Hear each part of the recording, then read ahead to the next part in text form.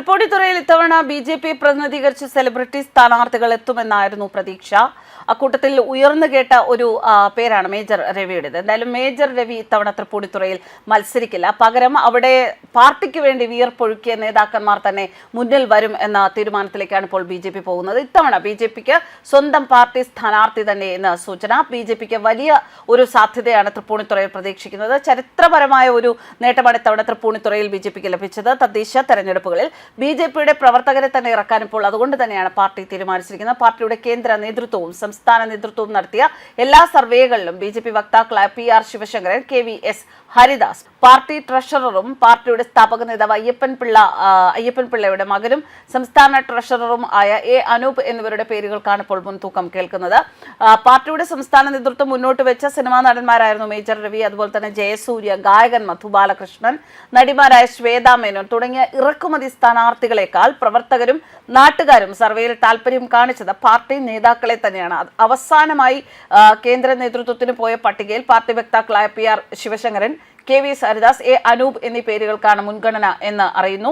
മുനിസിപ്പാലിറ്റിയുടെ chairman OBC. വിഭാഗത്തിന് നൽകിയതിനാൽ assembly seat മുന്നോക്ക സമുദായത്തിന് നൽകി സാമുദായിക സമവാക്യം ഗുണകരമാക്കാം എന്നാണ് പാർട്ടിയുടെ കണക്കുകൂട്ടൽ. എന്തായാലും തൃപ്പൂണിത്തുറയിലെ ബി.ജെ.പി അന്തിമ പട്ടിക കേന്ദ്ര നേതൃത്വത്തിന് നൽകിയതിലാണ് ഈ ശിവശങ്കർ, അതുപോലെ കെ.വി.എസ്. ഹരിദാസ്, പാർട്ടി ട്രഷറർ അനൂപ് അയ്യപ്പൻപിള്ള എന്നിവർ ലിസ്റ്റിൽ വന്നിരിക്കുന്നത്. നമുക്കറിയാം, പാലക്കാട് നഗരസഭയ്ക്ക് പിന്നാലെ തൃപ്പൂണിത്തുറ നഗരസഭയിലും എൻ.ഡി.എ ഭരണം പിടിച്ചത് ചരിത്രത്തിൽ ആദ്യമായിട്ടാണ്.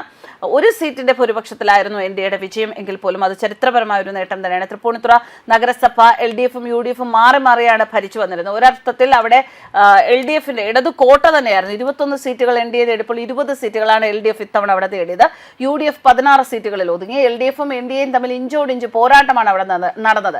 എൽ.ഡി.എഫിൽ നിന്നാണ് എൻ.ഡി.എ തൃപ്പൂണിത്തുറ ഭരണം അട്ടിമറി വിജയത്തിലൂടെ പിടിച്ചെടുക്കുന്നത്. എന്തായാലും അത്തരം ഒരു ചരിത്ര നേട്ടം അവിടെ ഉള്ളത് കൊണ്ട് തന്നെ ആ മണ്ഡലം, തൃപ്പൂണിത്തുറ മണ്ഡലം വിട്ടുകൊടുക്കാൻ പാടില്ല, അത് പിടിച്ചെടുക്കണം എന്ന് തന്നെയാണ് ബി.ജെ.പിക്കുള്ളിലുള്ളത്. പാലക്കാട് നഗരസഭയിലും ബി.ജെ.പി ഭരണം നിലനിർത്തിയിരുന്നു. അതുകൊണ്ട് തന്നെ സാധ്യതകളുള്ള മണ്ഡലങ്ങളിൽ വളരെ ശ്രദ്ധാപൂർവ്വം മുന്നോട്ട് പോകാൻ തന്നെയാണ് ബി.ജെ.പി തീരുമാനിച്ചിരിക്കുന്നത്. വളരെ വ്യത്യസ്തമായ ഒരു പ്രചാരണ രീതിയാണ് ഇത്തവണത്തെ നിയമസഭാ തെരഞ്ഞെടുപ്പിന് ബി.ജെ.പി സ്വീകരിക്കുന്നത്. എൻ്റെ കേരളം എന്ന ഒരു ക്യാപ്ഷൻ ഇട്ടിട്ടാണ് പ്രചരണത്തിന് ബി.ജെ.പി ഒരുങ്ങുന്നത്.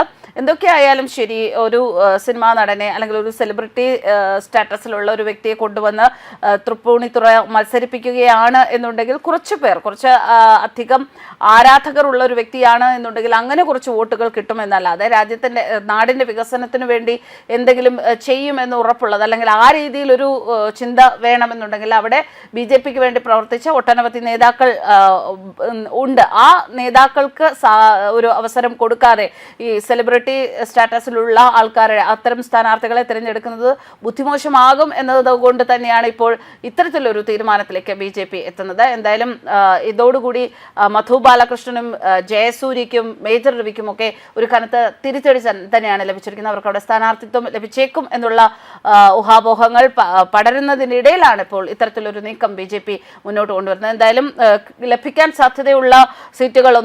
സാധ്യതയുള്ള മണ്ഡലങ്ങളൊന്നും വിട്ടുകൊടുക്കില്ല എന്ന് ഉറപ്പിച്ചു തന്നെയാണ് ബി.ജെ.പി ഇത്തവണ പ്രചരണത്തിൽ ഓരോ കരുക്കളും നീക്കുന്നത്. ന്യൂസ് ഡെസ്ക് കർമ്മ ന്യൂസ്.